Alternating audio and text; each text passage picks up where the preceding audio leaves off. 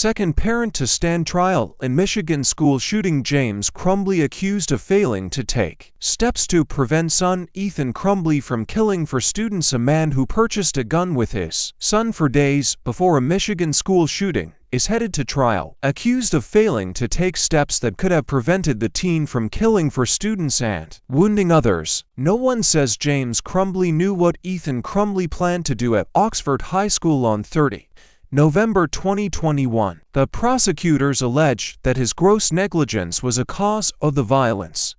It is the second act for prosecutors. Jennifer Crumbley was convicted of the same involuntary manslaughter charges a month ago. They are the first US parents to be charged with having criminal responsibility in a mass school shooting committed by a child. Jury selection in James Crumbley's case starts Tuesday in Oakland County, north of Detroit.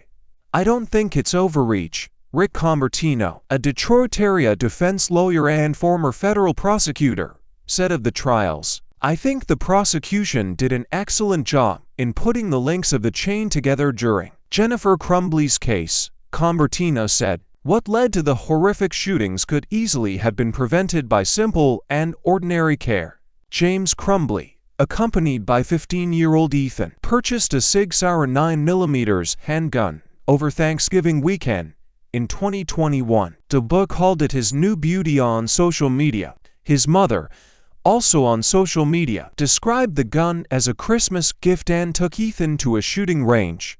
A few days later, the parents went to Oxford High to discuss a violent drawing on Ethan's math assignment, which was accompanied by tormented phrases. The thoughts won't stop. Help me. The world is dead. My life is useless. There was a gun on the paper that looked similar to the Sig Sauer. The parents chose silence instead of disclosing the gun purchase and a visit to the shooting range. Assistant Prosecutor Mark Keyes said in a court filing, the Crumbleys did not take Ethan home, and the school did not demand it, but the parents departed with a list of area mental health services. School counselor Sean Hopkins said Jennifer Crumbley cited work as the reason to keep her son in class.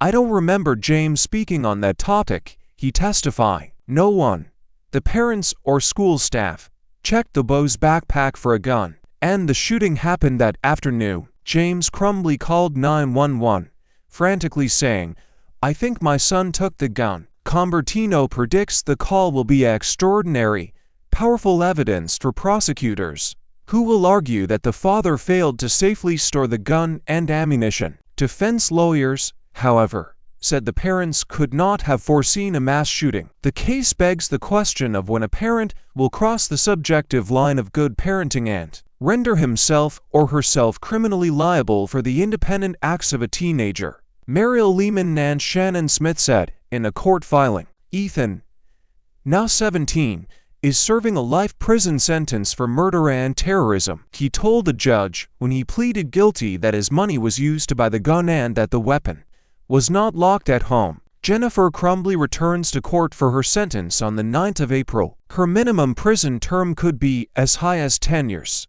Both parents have been in jail for more than 2 years. They were unable to post a bond of $500,000 each. Following their arrest at a friend's art studio in Detroit, they insisted they were not trying to flee.